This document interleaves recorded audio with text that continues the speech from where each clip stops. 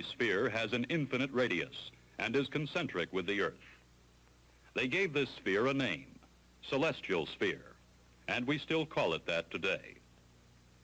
From Earth, it appears to move from east to west, one complete rotation every 24 hours. Over the years, astronomers have selected 57 easily identifiable stars on the celestial sphere for navigational purposes. The rest can be disregarded. In addition, navigators have traditionally used the planets Venus, Mars, Jupiter, and Saturn, the Earth's moon, and the sun. To understand how these celestial bodies are used for navigation, you must first review some basic terminology. Let's begin on the Earth, or the terrestrial sphere, as it is sometimes called.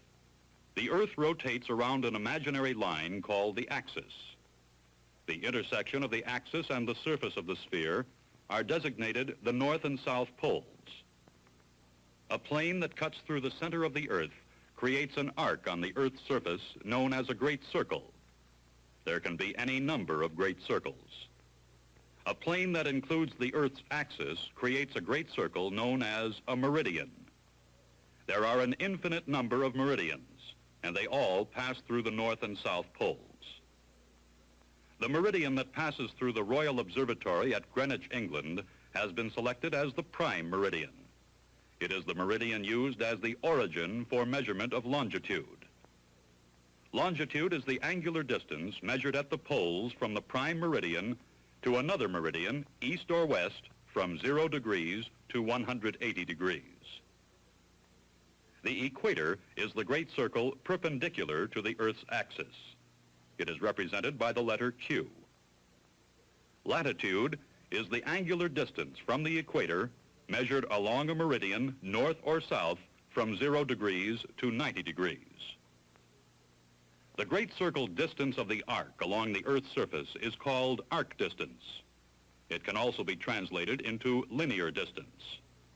1 minute of arc equals 1 nautical mile, or 1 degree equals 60 miles. Thus, the 90 degrees from the equator to the North Pole is actually 5,400 nautical miles. A point at 45 degrees latitude is 2,700 nautical miles from the equator. Parallels of latitude are lines on the Earth's surface whose planes are parallel to the equator. The parallels are combined with meridians to provide the grid system that helps you position yourself on the surface of the Earth. There is a similar grid system on the celestial sphere. To begin with, there is an axis, simply an extension of the Earth's axis. The points of intersection of the extended axis and the celestial sphere are called the celestial north and south poles. Polaris, or the North Star, is approximately at the celestial North Pole, and the rest of the sphere appears to revolve around it. A plane through the center of the celestial sphere produces a great circle on the surface. Great circles containing the axis are called celestial meridians when they are projections of terrestrial meridians on the celestial sphere. They are extensions of the meridians on Earth. For example, the terrestrial Greenwich meridian, or prime meridian, extends out to the celestial sphere to become what is called the celestial meridian of Greenwich, or the prime celestial meridian. The great circle perpendicular to the axis is called the celestial equator, or sometimes the equinoctial.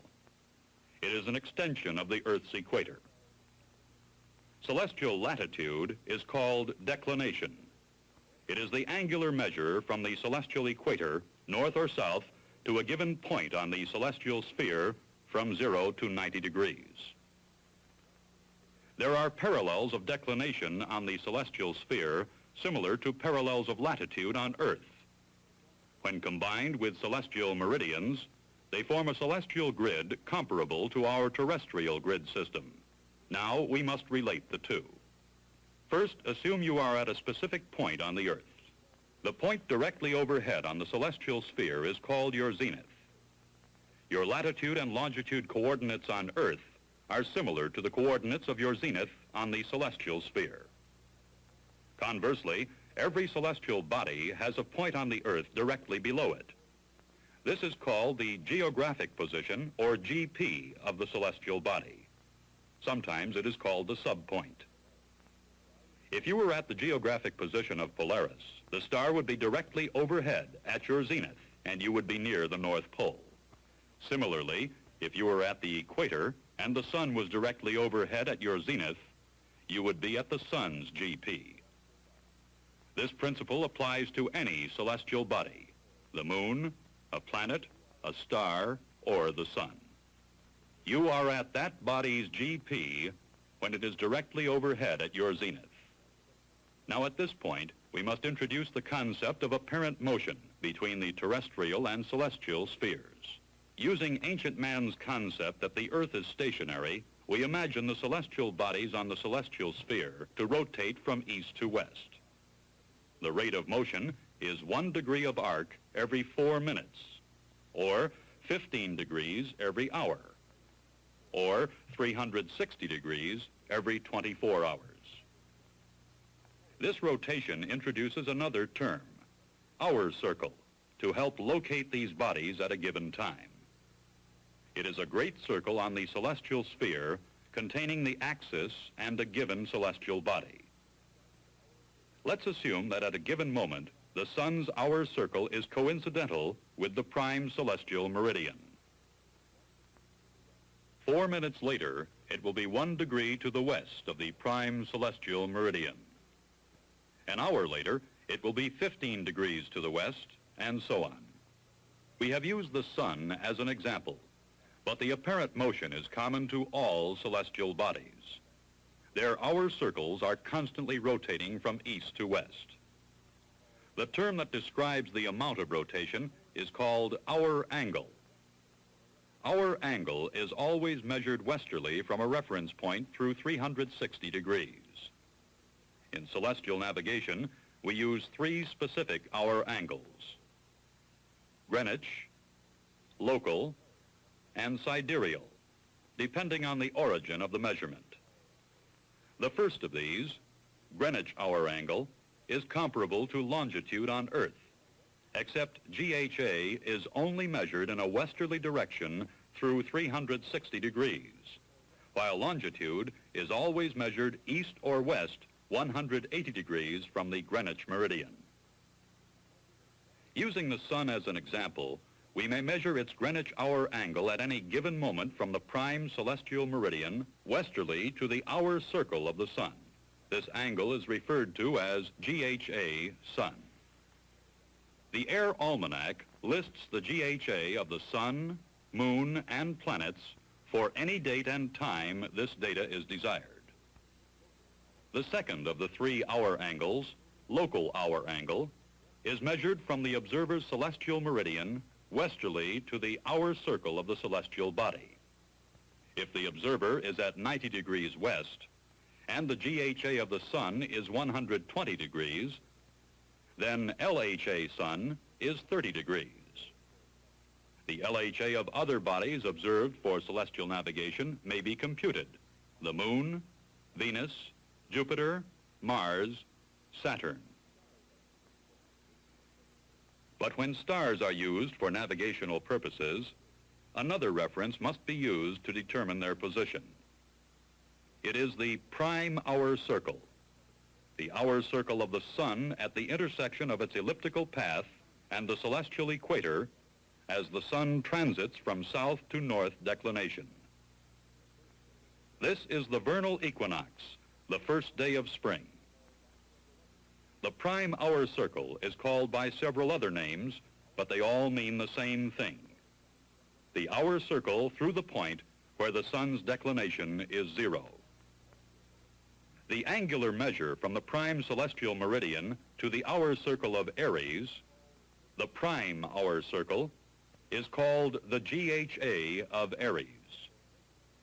It is listed in the Air Almanac for every date and time. But what the navigator needs to know, of course, is the GHA of the star he is observing. The GHAs of the 57 navigational stars could be tabulated, just as has been done with the sun, the moon, and the planets, but it would require a monstrous publication. Instead, the navigator uses the GHA of Aries plus the third of the 3 hour angles, sidereal hour angle. SHA is the angular measure from the prime hour circle to that of a given star. This angle never changes. This is important. Remember, stars appear to move because of the Earth's rotation. However, they do not change their position relative to one another. So even though the celestial sphere appears to be moving, the prime hour circle and the hour circles of the stars maintain constant relative positions. So the sidereal hour angles, as well as the declinations of the various stars, are considered fixed.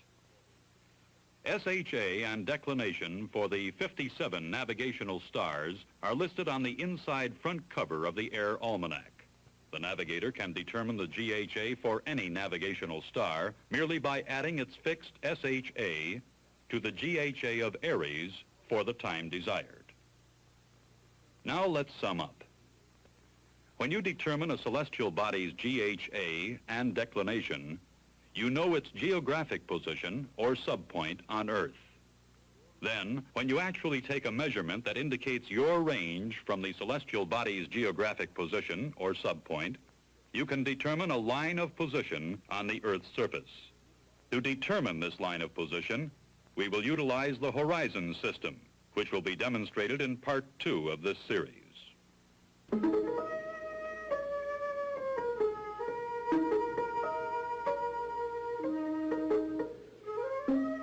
When a celestial body's Greenwich hour angle, or GHA, and declination are determined, its geographic position, or subpoint on Earth, is known.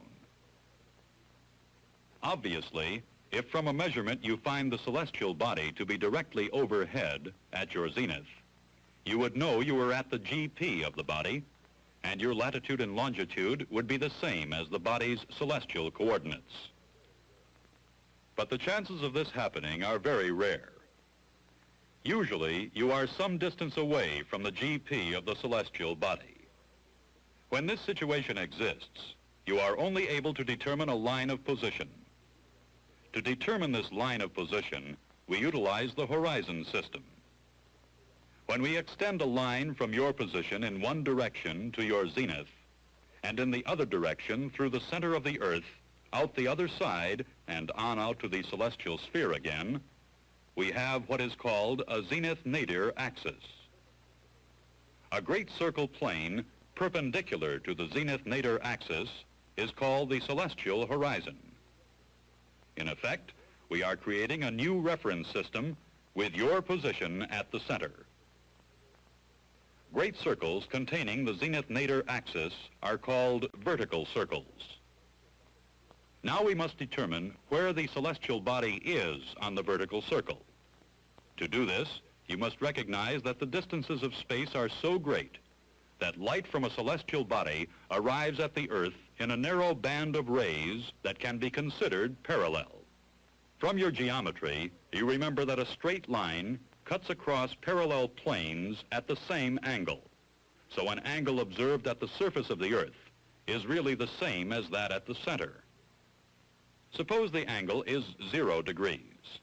The celestial body will appear to be on the celestial horizon. This is just a way of saying that the thickness of the Earth can be disregarded in celestial computations. The measured angle of a celestial body from the celestial horizon is called altitude. It is indicated by the letter H. Altitude, when computed, is called HC. It is called HS when it is sighted through a sextant, and it is called HO when the sextant reading is corrected for instrument and observation error. It is easy to confuse altitude with declination, but remember, altitude is measured from your celestial horizon. Declination is measured from the celestial equator. For example, the declination of Polaris is approximately 90 degrees. But its altitude varies depending on your location on Earth. It stands to reason that the angle of altitude will always be less than 90 degrees unless the celestial body is directly overhead. The farther you move away from the GP of a body, the smaller the angle of altitude. The closer you come, the larger the angle. The difference between 90 degrees and the observed altitude of a celestial body is called co-altitude, or zenith distance. This is an important angle to remember when you begin to use celestial navigation to plot a line of position, because zenith distance can also be expressed in nautical miles on the surface of the Earth. Let's say you have obtained a sextant observation of 70 degrees on a star. You can see that a 70-degree measurement can be made from any number of points. You immediately know that you are someplace on this circle, called a circle of equal altitude. This is the first step toward determining a line of position. To find out how far away you are in nautical miles, merely compute the zenith distance. 90 degrees minus 70 degrees observed altitude equals 20 degrees. Therefore, 20 degrees arc distance separates your position on Earth from the GP of the star. Since 1 degree equals 60 nautical miles, you are 1,200 miles from the GP of the star. To find your precise position on this circle of equal altitude, you must take an observation of another body to determine a fixed position. 2 intersections will be noted, but only one will be near your DR position. A third observation will confirm your actual position. So far, we have reviewed with you the terrestrial grid system and the celestial grid system. They are related by your zenith and the geographic position of an observed celestial body. The GHA and declination of a celestial body can be translated into latitude and longitude of its GP on Earth. GHA and declination of the Sun, the Moon, and the planets Venus, Jupiter, and Saturn are available in the Air Almanac for given dates and times. The GHA of Aries is also given, along with the sidereal hour angles for the 57 stars. We have also discussed the horizon system and how it is used to locate a line of position from the geographic position of an observed celestial body. When you note the altitude, you know you are somewhere on a circle of equal altitude around the GP of the observed body. The technique of actually plotting a line of position depends on the observed altitude of the celestial body. If it is 85 degrees or more, the zenith distance formula shows that you are within 300 nautical miles of the GP, and you can actually plot the circle of equal altitude on the navigator's chart. But if the altitude is less than 85 degrees, and it usually will be, you would need a chart too large to fit in your aircraft. So you must use a different technique. It is called the intercept method, and it will be discussed in part 3 of this series.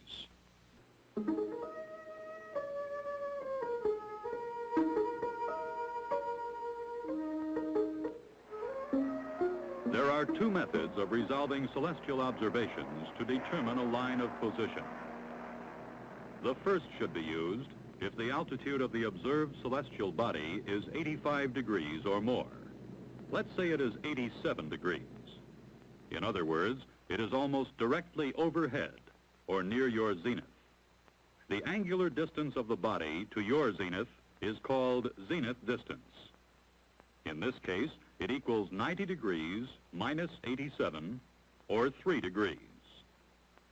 This can be translated into linear distance on Earth, the distance in nautical miles from the body's geographic position to your position.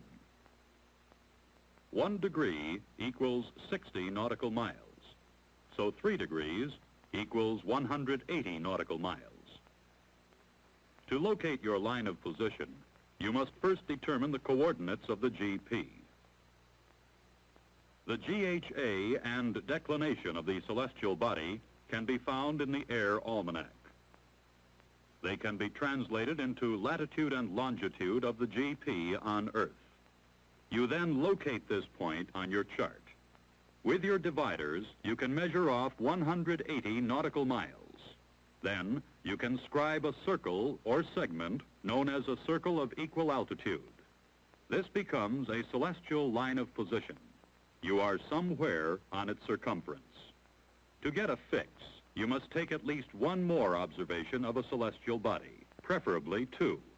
This is a very simple method to locate or plot a line of position. Usually, however, you will be observing celestial bodies with altitudes less than 85 degrees. Bodies whose geographic positions will be hundreds or even thousands of miles away from your own position. Theoretically, you could use the first method to plot your line of position if you had a large enough chart. But obviously, you need an alternate. There is one, and it is called the intercept method.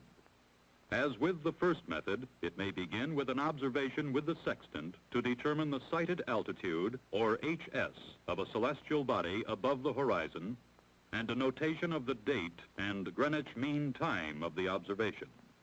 This observation enables you to determine corrected observed altitude, or HO, an important factor you will use in a few moments. Now you begin computations by finding the geographic position of the observed celestial body. This means determining its GHA and declination on the celestial sphere. Then, translating those coordinates to latitude and longitude on Earth. Then you assume a position for yourself on Earth, somewhere near your DR position. In the intercept method of celestial solution, you determine and locate your actual line of position relative to your assumed position, instead of the GP of the celestial body. This involves the solution of a celestial triangle brought down to Earth. The points of the celestial triangle are the celestial body, the celestial pole of the hemisphere you are operating in, and the zenith of your AP. On Earth, the points become your AP, the GP of the celestial body, and the appropriate pole. As you remember from your geometry, if you know the length of two sides and the included angle of any triangle, you can quickly determine the other side and angles. If you know the declination, you know this side. Co-declination, or polar distance of the observed celestial body. 90 degrees minus the declination. If you know the latitude of your assumed position, you know this side. Co-latitude. 90 degrees minus the latitude. This angle is the LHA, local hour angle, of the celestial body. It is measured from the celestial meridian of your AP westerly to the hour circle of the celestial body. In this situation, LHA of the celestial body equals its GHA minus the longitude of your AP. If your AP were here, east of the prime celestial meridian, you would add the longitude of your assumed position to the GHA of the celestial body to get the LHA. So if your AP is east longitude, you add the longitude to GHA to get LHA. If it is west longitude, you subtract longitude from GHA to get the LHA of the body. However, in this west longitude situation, where the AP is west of the observed celestial body, LHA is this angle. Remember, LHA is always measured westerly 360 degrees. In this case, you can compute LHA by taking the GHA of the body, adding 360 degrees, then subtracting the longitude west of the AP. The remainder is LHA of the celestial body. But back to the first AP we considered and the solution of its celestial triangle. Most of the computations have been done by mathematicians who have created tables designed for 3 inputs. LHA of the celestial body, whole degree of latitude of your assumed position, and declination of the celestial body. With these 3 factors, you can turn to your HO 249 site reduction tables to find 2 important factors. First, the computed altitude, called HC, from your assumed position to the celestial body. HC is the altitude you would observe with your sextant if you were actually at your assumed position. When you have HC, you can compute the co-altitude, or zenith distance, the third side of your celestial triangle. This gives you the linear distance from the GP of the celestial body to your AP. Or, in other words, the radius of the circle of equal altitude from the GP to your AP. The HO 249 tables also give azimuth, the interior angle of the triangle of your assumed position. This angle is referred to as Z. You must then convert Z to true azimuth, or ZN, an angle measured clockwise from true north. A reminder for converting Z to ZN is found in the upper and lower left-hand corners of each page in the HO 249 tables. If true azimuth were plotted on a chart, you would have a line running from your AP toward the GP of the celestial body with a segment of the circle of equal altitude perpendicular to it through the AP. This segment is represented by a straight line because the radius of the circle is so great. With ZN, or true azimuth, you can now begin to locate your actual line of position. You know HC, the computed altitude of your assumed position. You also know HO, the corrected HS, or sighted altitude of your actual position. Suppose these are the actual figures. HO is 45 minutes of angle greater than HC, or, in other words, there are 45 nautical miles difference in radius between the circles of equal altitude, measured along the true azimuth line. But in what direction? Remember the basic principle of altitude measurement. The larger the angle, the closer you are to the GP. The lesser the angle, the farther you are away. In practical terms, if your HO is less than the HC of your assumed position, you are farther away from the GP of the celestial body. If HO is more, you are toward or closer to it. Just remember ho, mo, to. Ho, more, toward. Ho, mo, to. Think of the happy Japanese navigator, Lieutenant Homo-to, smiling over your shoulder. In this case, HO is 45 minutes of angle more than HC. Remembering Homo-to, you know you are 45 nautical miles toward the GP of the celestial body. This is called intercept. The line of position is plotted as a straight line representing a segment of your circle of equal altitude with a barb at either end of the LOP, the name of the source on top, and the time of observation beneath. 2 other LOPs derived from observations of 2 other celestial bodies will give you a positive fix. This is how the intercept method works in theory. We will see how it works in practice in Part 4 of this series.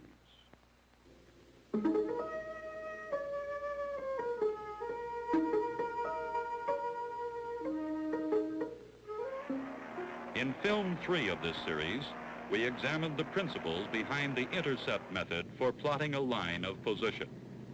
Now we will apply the method to actual problems. You need your sextant, a timepiece, an air almanac, HO 249 site reduction table for declination, and an HO 249 site form to record your findings. There are 3 steps required to establish a celestial line of position: observation, computation, and plotting. The sequence of these steps may be altered depending on which of 2 approaches you select. In the pre-computation method, computation is made for a predetermined time. Then an observation is made at that time, followed by plotting. But we'll use the post-computation method with the observation first. In our example, let's assume an observation was taken on the sun at 16:30 GMT. Record your observations on the site form. Body, sun. GMT 16:30. Date, 24 January. HS of sun, 32 degrees, 21 minutes. Normally, several corrections, such as atmospheric refractions and instrument error, will be made to the sextant reading. But in this case, we'll assume no corrections. Thus, HO is the same as HS. Now you're ready for the computation stage. Remember, you will be using tables to solve a celestial triangle. To do so, you will need to know the declination of the observed body, the sun, the latitude of your assumed position, and the local hour angle between them. To begin, you turn to your air almanac. Open to the page for January 24. Look down the Greenwich Mean Time column to 16:30 and read off the GHA of the sun, 64 degrees, 26.8 minutes, or rounded off, 64 degrees, 27 minutes. Declination is 19 degrees, 8 minutes south. List GHA and declination on the site form.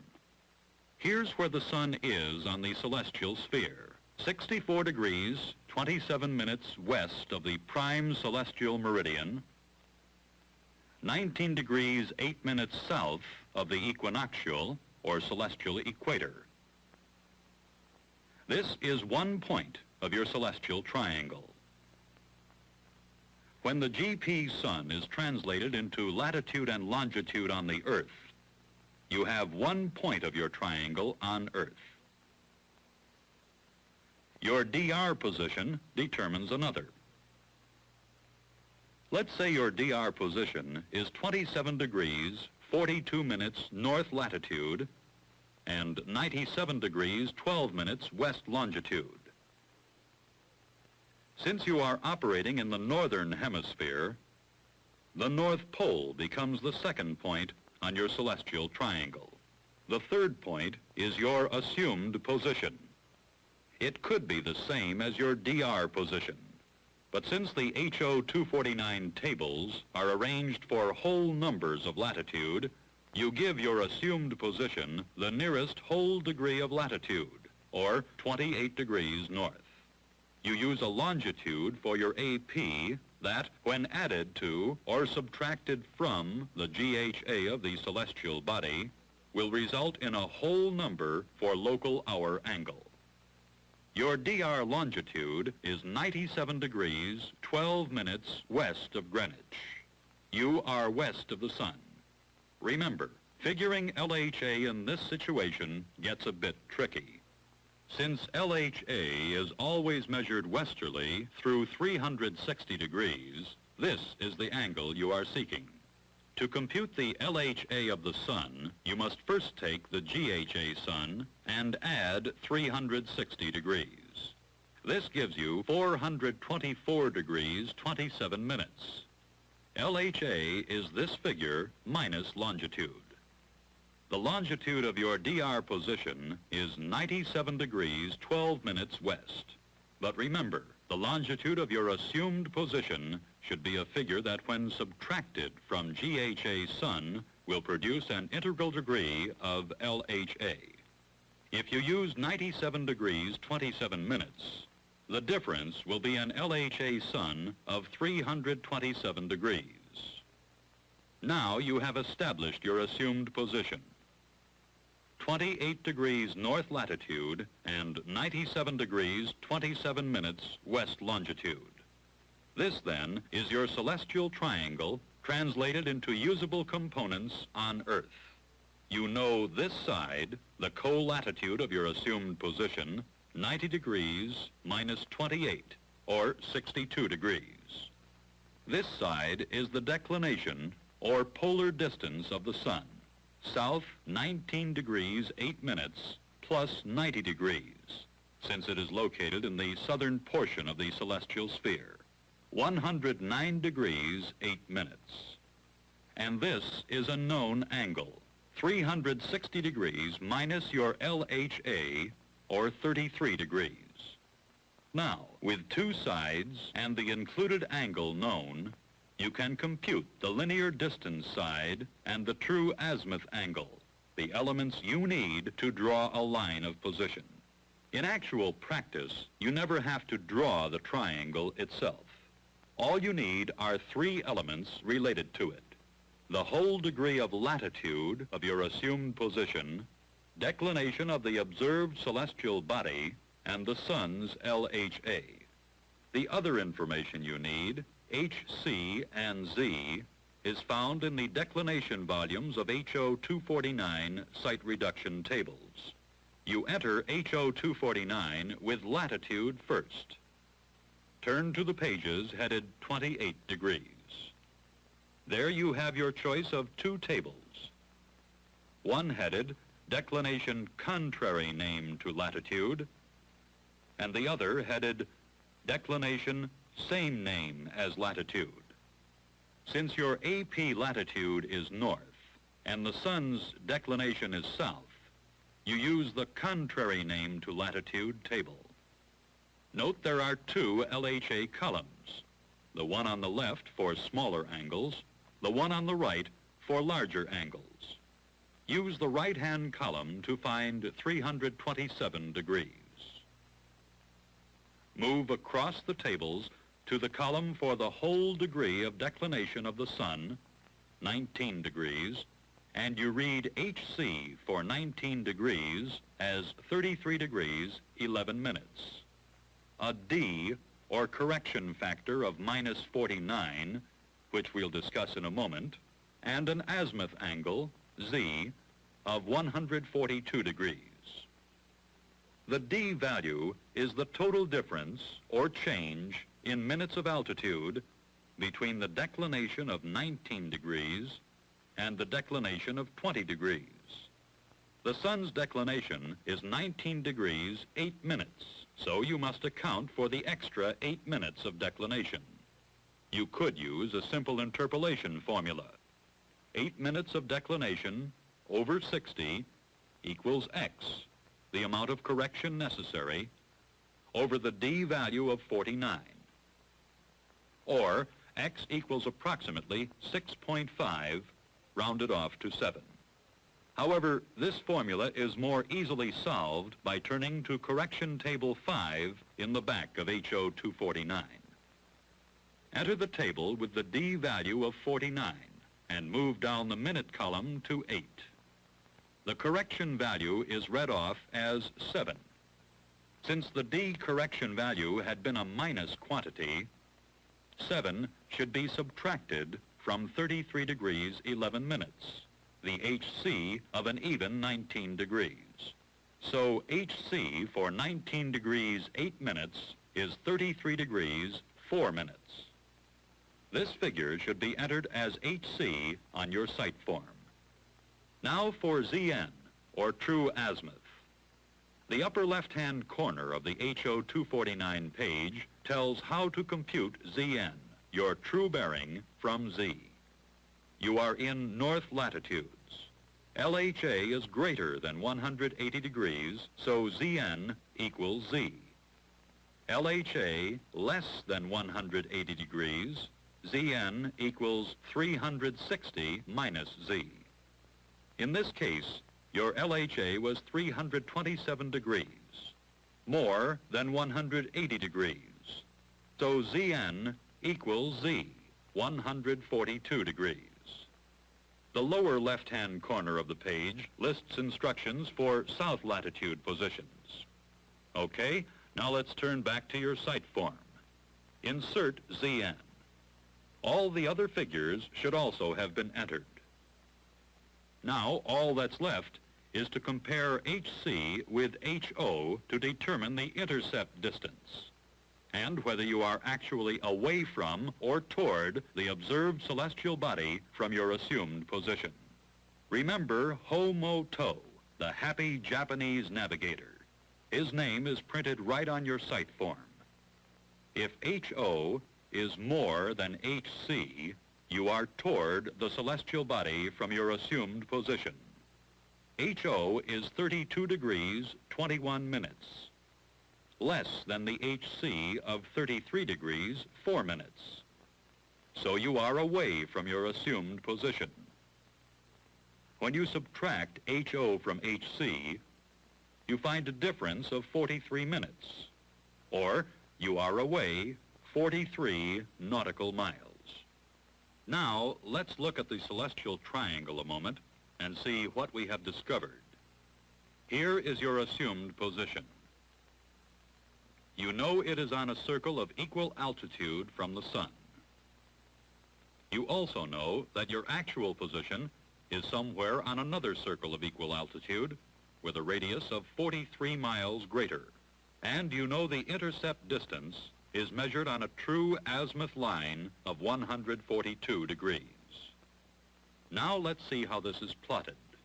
Plotting is really very simple. Here is your AP. Lay out a line along the true azimuth, 142 degrees, away from the celestial body. Don't draw the line. Merely use your dividers to scale off 43 nautical miles from your AP. Draw a line at right angles to the ZN line. This is a segment of the circle of equal altitude of your actual position. This is your celestial LOP. Label it with the source above the line and the time of the observation below. One or more additional LOPs will give you a fixed position. Of course, you will have to take the motion of your aircraft and its altitude into account. You will learn how that is done later. Meanwhile, if you understand the principle of the intercept method, you will be able to work any celestial navigation problem. Let's review the key points briefly once more.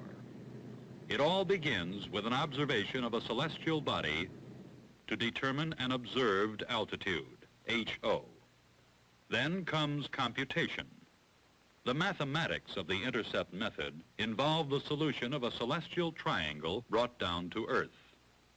The points are the GP of an observed celestial body, an assumed position near your DR, and the pole of the hemisphere you are operating in. In theory, if you know two sides and the included angle, you can compute the other side and angles. The mathematics are done for you. All you need to know is the latitude of your assumed position, the declination of the observed celestial body, and the local hour angle of the celestial body. Determining LHA is the tricky part of the problem solving. In a situation like this, where the AP is in west longitude and east of the GP of the celestial body, LHA equals GHA of the body minus the west longitude of the AP. If the AP is in east longitude, LHA equals GHA plus the east longitude. If the AP is west of the celestial body, the LHA is this angle. Enter HO 249 with latitude of your AP, the declination of the observed celestial body, and the LHA of the body. This enables you to find HC, the computed altitude of the celestial body, Z, the azimuth or bearing angle, and Zn, the true azimuth. By comparing HC with HO, you can determine the intercept distance between your actual circle of equal altitude and that of your AP. Remember HO-MO-TO. If HO is more, you are toward the GP of the celestial body. With this information, plotting is easy. You have a celestial LOP. With one or more others, you have a fix. With a little practice, you can easily master the principle of celestial navigation to determine your position. And you will always have the reassurance of knowing you can use this age-old navigation